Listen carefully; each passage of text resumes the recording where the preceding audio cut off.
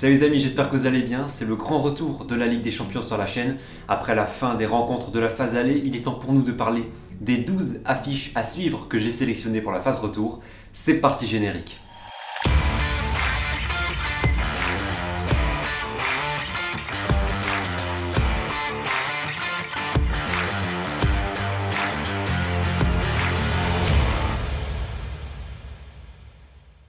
Alors pourquoi 12 affiches et pas 5 ou 10? Eh bien simplement parce qu'il reste 6 soirées de Ligue des Champions et je vous propose de mettre la focale sur 2 matchs par soirée. Si on commence par demain, les matchs à suivre seraient pour moi Séville-Lille et Atalanta-Manchester United. Alors pourquoi Séville-Lille? La première raison elle est simple, c'est parce que c'est un match qui va se disputer dans un stade magnifique, le Ramon Sanchez Pizjuán, un stade bouillant. C'est d'ailleurs le stade qui accueillera la finale de la Ligue Europa.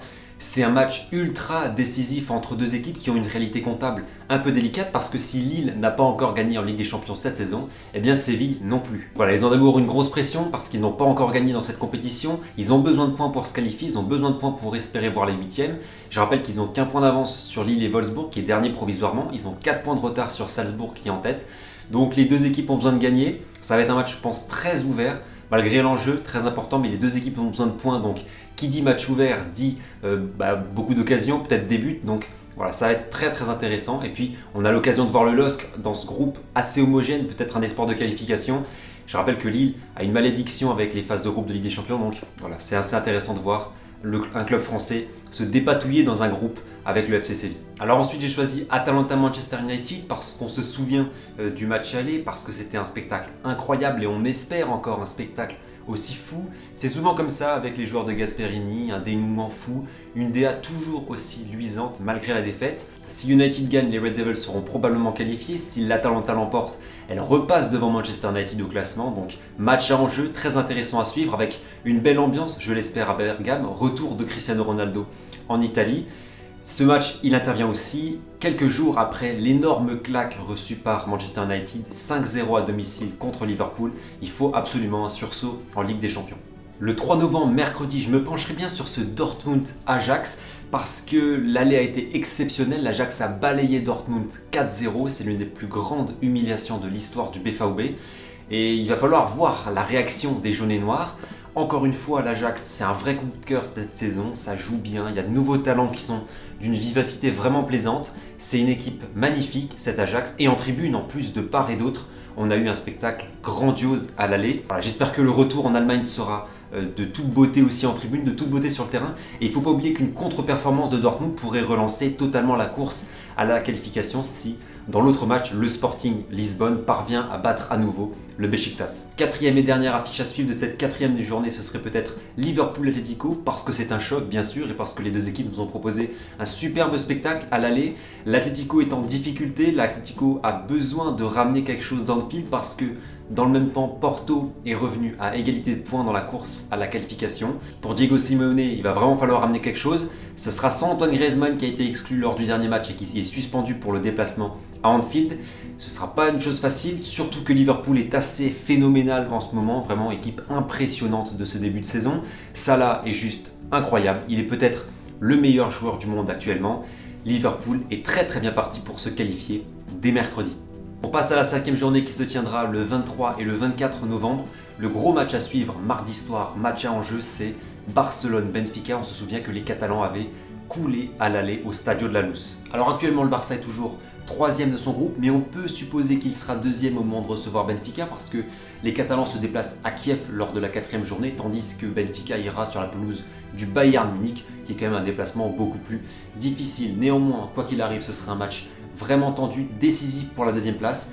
Et je crois bien que les capacités des Lisboètes sont assez fortes face à ce Barça fragile pour aller chercher une qualification, pour aller peut-être les battre au Camp Nou. On verra ce qu'il en est, mais ce sera quoi qu'il arrive un match à suivre. L'autre affiche de la soirée, et pas des moindres, ce sera Chelsea-Juventus. Alors ça va être un match peut-être moins intéressant niveau enjeu parce que les deux équipes auront peut-être déjà validé leur ticket pour les huitièmes de finale, mais pour la première place, tout reste ouvert. La Juventus va légèrement mieux, ça reste encore un peu fragile en championnat, mais en Ligue des Champions pour le moment tout va bien, 9 points après 3 matchs, une victoire 1-0 contre les champions d'Europe en titre, pas de but encaissé pour le moment, donc voilà, c'est plutôt un bilan positif. Mais Chelsea va certainement vouloir reprendre cette première place. On sait que c'est important de terminer premier dans l'optique des huitièmes de finale, donc je m'attends quand même à une belle bataille à ce niveau-là.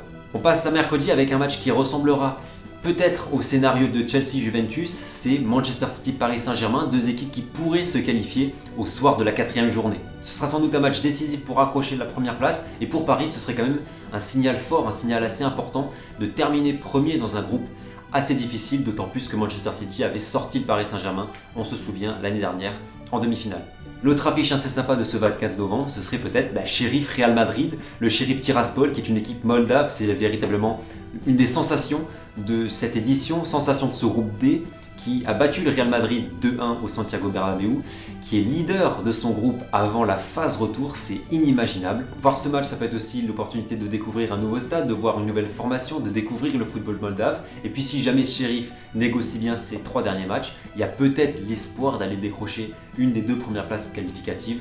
Ça semble très difficile, mais sait-on jamais. Peut-être un exploit donc à suivre dans ce groupe. Et puis on termine par le 7 et 8 décembre, par la 6e et dernière journée qui s'ouvrira avec 2 énormes chocs que j'ai choisi de suivre, Real Madrid-Inter et AC Milan-Liverpool. Alors Real Madrid-Inter Milan, c'est 2 équipes qui ont déjà perdu une fois cette saison en Ligue des Champions, qui ne sont pas encore assurées d'être qualifiées. L'Inter est 3e de son groupe avant la phase retour, donc il y a une situation qui est un peu délicate. Il va falloir aller chercher des points et s'imposer pour voir la qualification pour les 2 équipes. Et puis c'est vraiment un choc européen. Le match aller avait été très beau, l'Inter avait eu énormément d'occasions. C'est d'ailleurs une défaite un petit peu cruelle pour les Nerazzurri, on se souvient de ce but de Rodrigo à quelques minutes de la fin. Donc voilà, match assez intéressant à suivre, match qui sera sans doute décisif aussi pour la place de leader du groupe.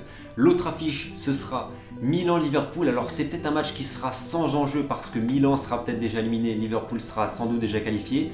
Mais sait-on jamais, imaginons que Milan gagne contre Porto, que l'Atlético en même temps fait pas un bon résultat contre Liverpool et qu'en même temps lors de la 5e journée Milan batte l'Atlético, et bien lors de la dernière journée il se pourrait que Milan doive battre Liverpool pour se qualifier.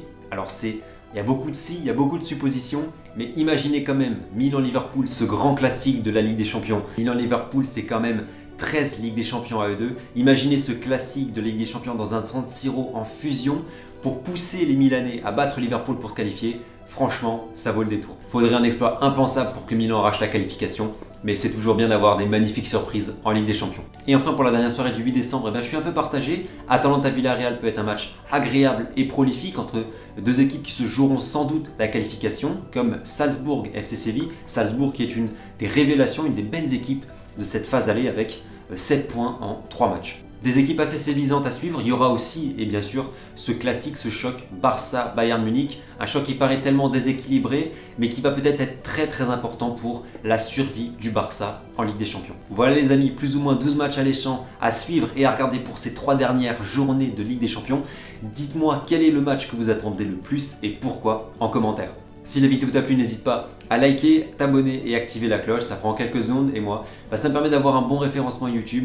Je vous remercie beaucoup pour ça, merci pour votre fidélité. On se revoit le week-end prochain, d'ici là n'hésitez pas à nous rejoindre sur Instagram et Twitter, tous les liens sont en description. C'est tout pour moi, passez une très belle journée, une bonne soirée et prenez soin de vous. Ciao.